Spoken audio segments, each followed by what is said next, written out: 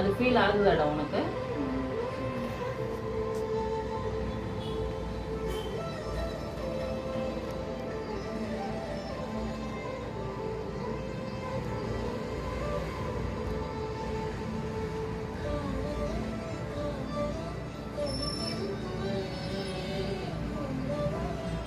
ஏன்னா ஃபோர்ஹெட்ல இருக்கிற ஹேர்ஸ்லாம் ரிமூவ் பண்ணாதான் கிளியராக இருக்கும் ஃபேஸ்.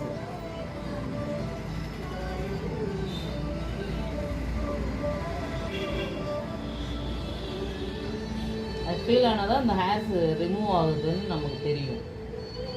ரொம்ப பெயின் இருக்கா? வலிக்குதா? ஐயோ கண்ணில் தண்ணி வந்துருச்சா?